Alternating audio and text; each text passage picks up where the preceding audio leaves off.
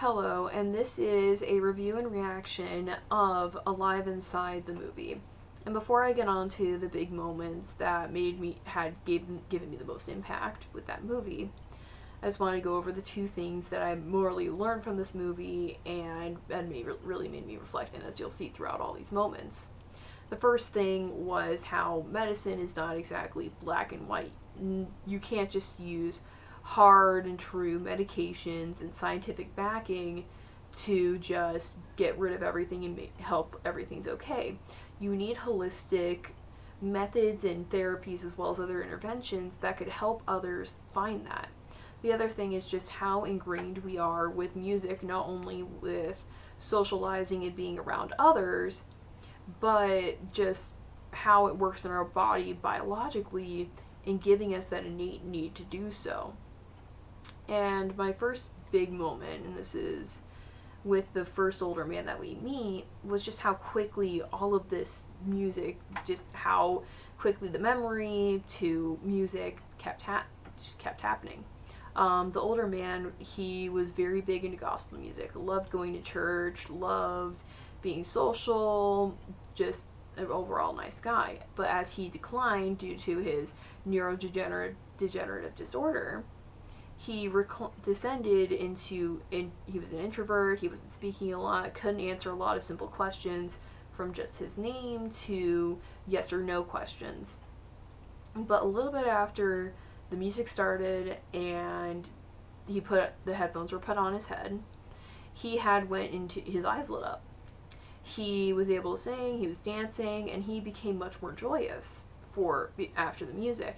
He was able to even kind of talk to the researchers and reviewers about how much he loved gospel music and how big church was to his life. And we see this again in another older man, somewhat similar thing. He just wasn't very active anymore. He wasn't very talkative or just talking in general. But they found out something from him with music that nobody else knew, that he was a singer and he performed multiple times during World War II. And it just goes to show that how quickly music can bring together these memories from the surface, deep from the back of the cortex, as the movie says.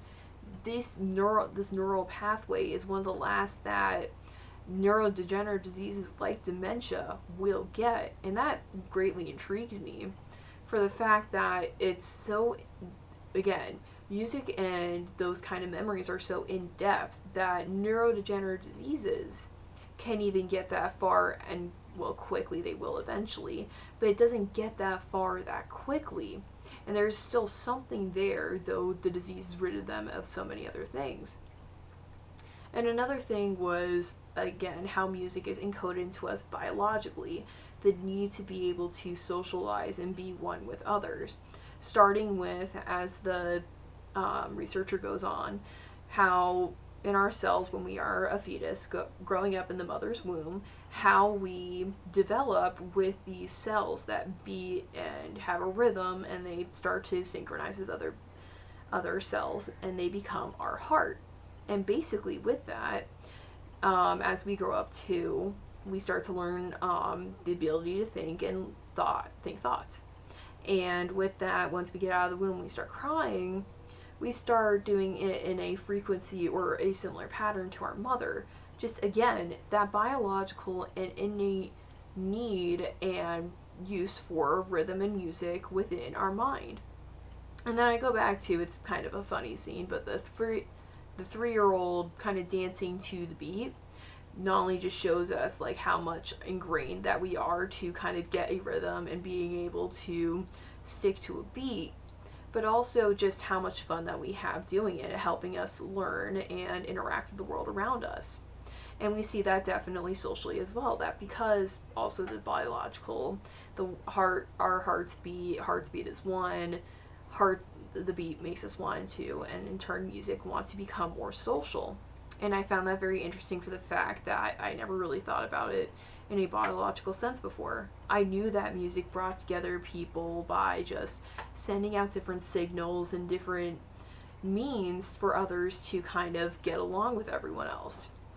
And not only socially too, for the reasons of just different ideologies, but also culture, how different people react and move to the way of the world, whether it's through rituals and dances for certain celebrations, victories, or challenges that they might face, but also just how those people react and how they are able to express themselves in those worlds, whether it is, again, by those same rituals and dances, or they are by the instruments that they use, which are connected to them as a person. My last and final thing, and this really hits hard because I want to work in somewhat of a nursing home. I want to work in the VA, but it still kind of not hits hard, but hits in a place that is very close to me, which is how nursing facilities nowadays don't only really use the bare minimum for, not bare minimum, but health as it is now, just using the black and white, okay, medicine, here you go, you're fine, you're going to be fine. We can have as many medical developments as we can, but it's not always going to stop neurodegenerative disorders like dementia, like this. And it actually brought up a good point in the film where back in the older days, nursing homes weren't always hospital places and homes. They were places where they would gather up these older peoples, and they would act a lot like a home. It was just more intensive care towards them. And when they started moving away from that model and you go to a more hospitalized state, you kind of treat them like they're robots, like they're machines that just need a few tune-ups, a little oil. You don't really look at anything else, and they just work fine. They're at the peak. Some of them are at the peak of their health.